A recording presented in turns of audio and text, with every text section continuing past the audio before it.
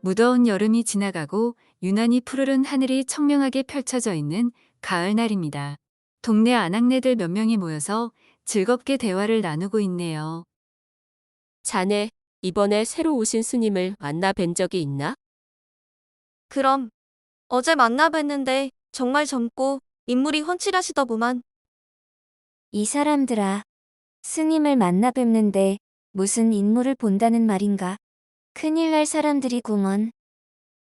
큰일 나다니. 이왕이면 다홍치마하고 스님이 인물도 좋아서 나쁠 것은 없지 않은가? 이 사람 보기. 과부가 그런 말을 하다니 정말 별일이구먼. 과부라면 더욱 스님의 외모에 관심이 많을 것 같은데 말이지. 말을 마친 여인들은 깔깔거리며 웃어대는 것이었습니다. 그 말을 들은 과부 여인은 얼굴을 붉히며 황급히 그 자리를 빠져나갔죠. 그녀의 이름은 선하라였는데 재작년에 남편을 여의고 홀로 지내고 있는 과부였답니다. 아무리 친분이 두텁기로서니 어찌 사람의 면전에 대고 그런 농을 던질 수 있다는 말인가? 몹쓸 여편네 같으니. 선화는 씩씩거리며 화를 사귀지 못하는 모습이었죠. 하지만 그녀의 얼굴은 이내 아련한 기색을 띠는 것이었습니다. 그래, 이번에 새로 오신 스님이 그렇게나 미남자라면 한번 얼굴이나 보고 싶구나. 아니지, 지금 내가 무슨 생각을 하는 것인가? 수행정진하는 스님께 도움을 드리지는 못할 망정, 이리도 불손한 마음을 품다니. 하지만 한번 그녀의 마음 한켠에 들어선 마음은 여간에서 사라지지 않았죠. 스님에 대한 궁금증은 무럭무럭 자라나서 이제는 밤잠을 설칠 정도가 되었답니다. 아무래도 2년 동안 독수공방을 하고 나니 누군가를 그리워하는 마음이 생겼던 것이겠죠. 도저히 안 되겠다. 무슨 핑계를 대어서라도 그 스님을 한번 만나봐야겠군. 그렇게 결심한 선아는 보따리를 바리바리 싸들고 동네 어귀에 있는 사찰을 찾아갔죠. 스님, 계시옵니까? 선아의 목소리를 듣고 웬 훤칠한 젊은 스님이 밖으로 나오는 것이었습니다. 안녕하시옵니까? 보살님, 어쩐 일이시옵니까? 이분이 바로 그 새로 오셨다는 스님인가? 스님의 얼굴을 본 선아는 자신도 모르게 얼굴이 붉게 물드는 것이었죠. 그녀는 자신의 부끄러운 모습을 보이지 않기 위해서 황급히 옷소매로 얼굴을 가렸답니다. 사실 제가 주지 스님께 전해드릴 것이 있어 이렇게 찾아뵈었습니다. 죄송하지만 주지 스님은 지금 출타 중이시라 며칠 지나야 돌아오실 것입니다.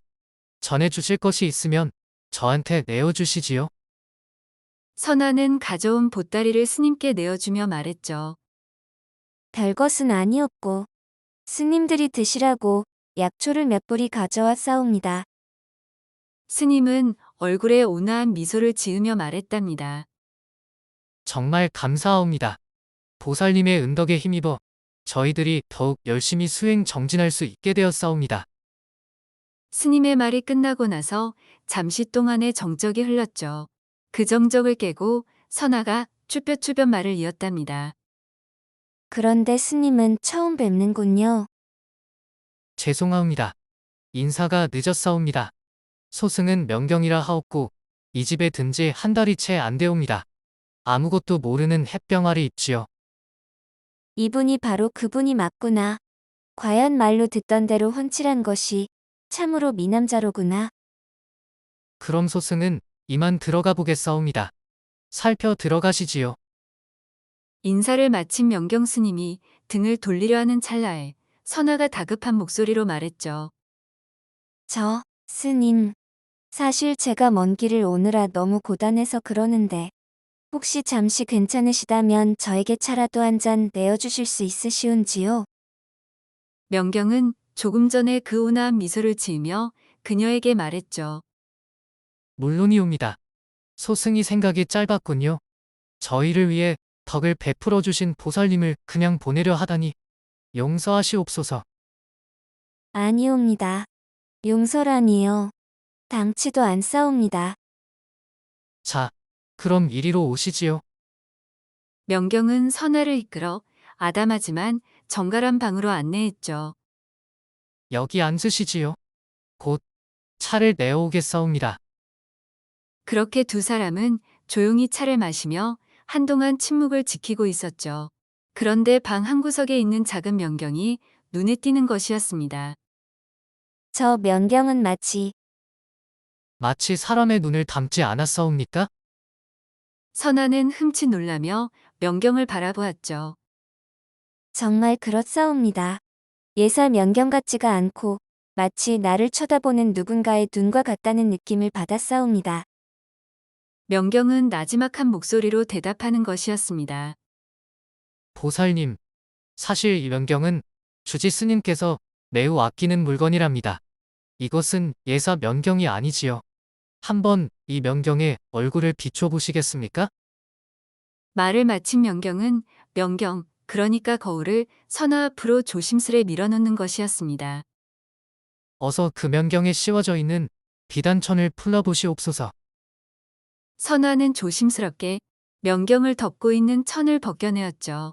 그런데 그 순간 선아의 입에서 나지막한 비명소리가 터져나오는 것이었습니다. 스님, 이것이 어찌된 일인지요?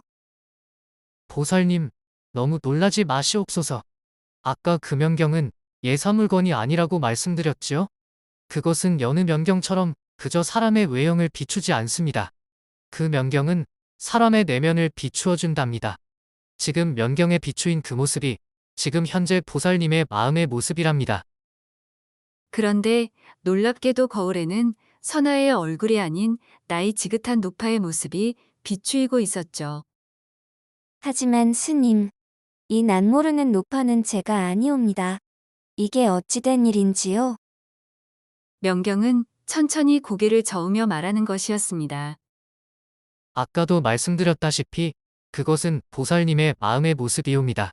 그러니까 보살님의 본 모습이지요. 보살님의 육신의 나이는 비록 젊지만 마음은 나이를 먹을 대로 먹어서 이미 노파가 다 되었사옵니다. 하지만 너무 놀라지 마시옵소서. 그것은 비단 보살님만 그런 것이 아니랍니다. 그 명경에 얼굴을 비추인 이들은 백이면 백 같은 경험을 하게 되옵니다. 쉽게 말해 정신과 마음, 그러니까 보살님의 내면이 나이가 든 것이지요. 나이가 들었다는 것은 무엇을 의미하는 것이옵니까? 지치고 힘들다는 것입니다. 한번 차분히 생각해 보십시오. 지금 보살님을 가장 힘들게 하는 것은 무엇입니까? 순간 선아의 눈에서 눈물 한 방울이 또르르 흘러내리는 것이었습니다. 외로움이옵니다. 누군가 나의 이 외로움을 달래주었으면 하는 그런 마음 때문에 너무나 힘이 드옵니다. 자신의 외로움은 남이 달래줄 수 없는 법이지요. 그 누구도 완벽하게 마음의 위안을 줄 수는 없사옵니다. 그것을 분명히 아셔야 합니다. 선아는 고개를 들어 명경을 바라보며 물었답니다. 그렇다면 저는 어찌해야 하는지요? 명경은 온화하게 미소 지으며 따뜻한 말씨로 답하는 것이었습니다. 보살님의 그 아픈 마음을 찬찬히 살펴보셔야 합니다.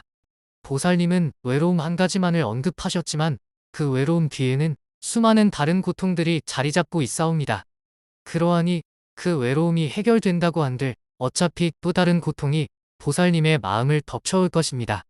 그때는 어찌하시겠습니까? 누군가를 만나고 맛있는 음식을 먹고 천하를 유람한다 하더라도 끊임없이 밀어닥치는 수많은 고통스러운 마음을 절대로 당해낼 수 없사옵니다.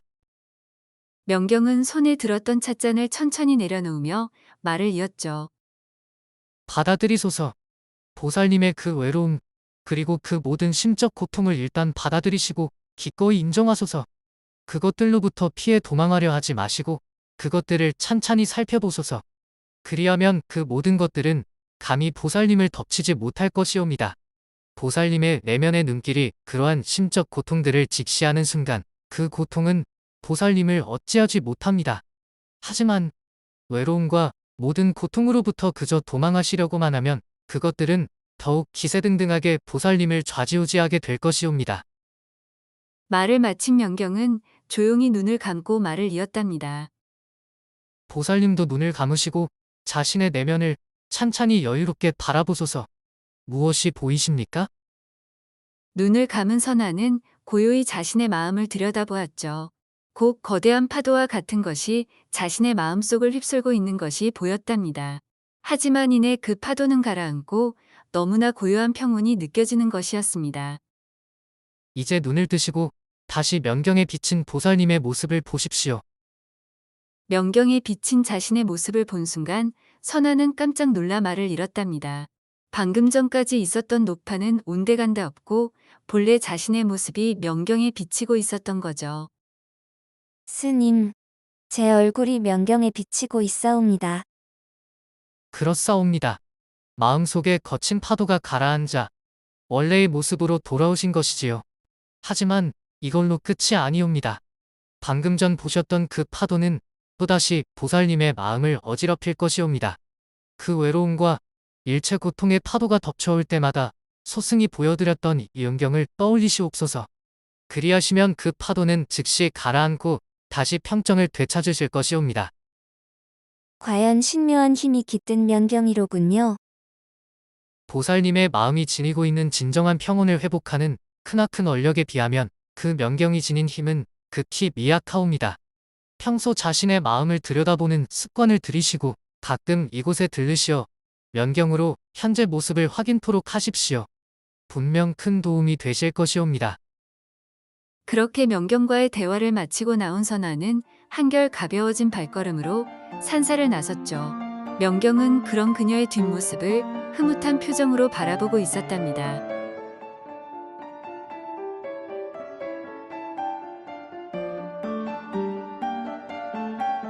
오늘 이야기 재밌게 잘 보셨나요?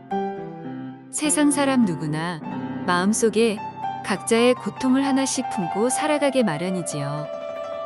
그럴 때마다 여러분들 앞에 이야기 속에 등장했던 신비로운 거울이 하나씩 있다고 상상하시며 자신의 내면을 찬찬히 들여다보는 시간 가져보셨으면 해요. 그럼 저는 다음 이야기로 또 찾아뵐게요. 항상 건강하시고 행복하세요.